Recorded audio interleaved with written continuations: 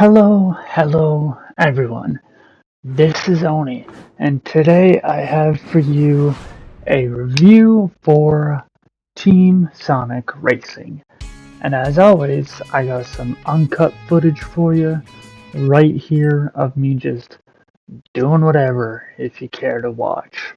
So, without further ado, let's just get into it, shall we? Sonic and his friends are enjoying life, living it up, when suddenly they all get mysterious invitations to a racetrack. Greeted by a mysterious Tanuki, Dad on Paw, they are given race cars and told to drive to an official championship. And they all agree because who doesn't want to race their friends in awesome cars? So, off they go. The story is honestly very bare bones here. You get a few lines of dialogue before each race or event during the story mode, depending on if it's a main path or not, and it all boils down to the same 2 points. Either a rivalry talking shit about each other, or everyone throwing conspiracy theories out about Dr. Eggman, even when he's not involved in the story yet. I mean, I guess it acts as a thin driving force for working your way through all these races and such, but honestly, I would have much rather a story about a silly, friendly competition. There is no motivation here. There is no grand answer to seek, and at the end of the day, it's Sonic, so I feel like everyone just knows how it'll end. Even when the story tries to ramp up to have a crazy twist, it's just so dull and boring that it's hard to pay attention. I mean, I know it's a racing game, and the story isn't the main driving force during these kinds of games, but a fun career mode just makes the entire package that much better. When it comes to the racing, it's all actually pretty tight, once I got used to it of course. When I first started, I felt like it was way too loose, but the more I played, the better it felt. The entire game, you're paired with two AI, or, if you have any friends in real life, unlike me, you can enjoy the split-screen portion of the game, whether in the story or just random races where you make your own rules. You get a huge cast of characters to choose from, even with their own unique cars, although I only ever use two, one being Sonic, the other one being the Chows.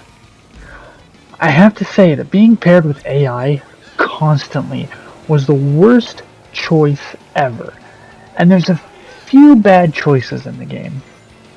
First of all, every race requires you to either be first, be top 3, or have your team's points put you in first overall.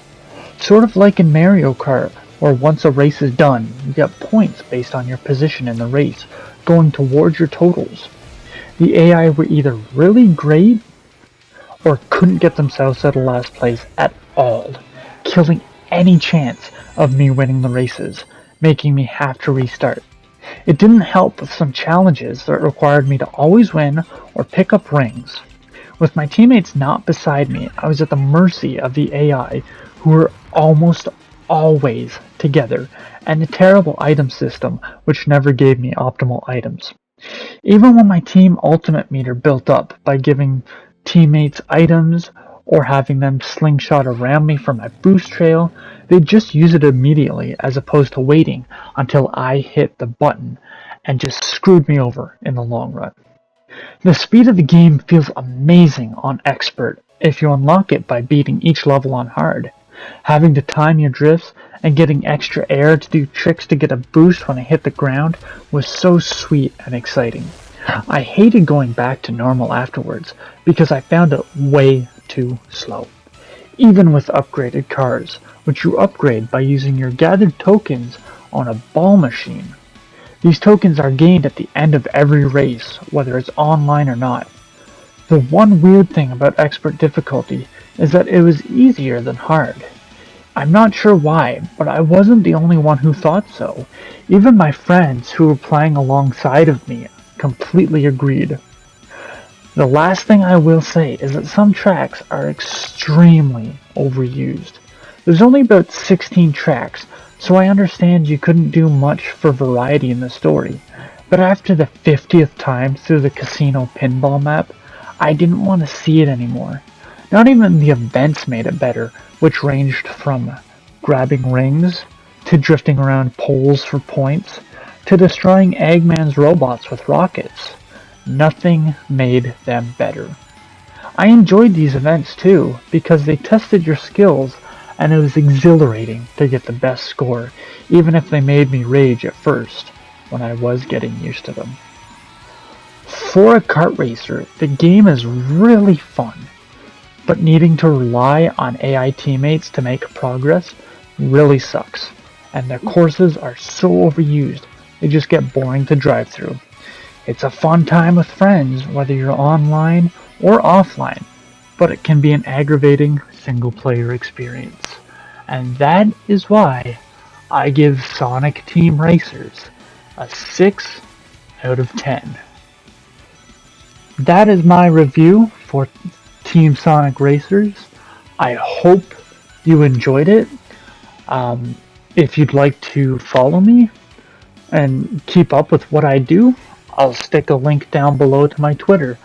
If you'd like to read the written article, I'll stick a link down below so you can read that. If you'd like to join the Node Gamers Discord, which I'm always there, and it's for the website that is linked down below, I will also put that down below.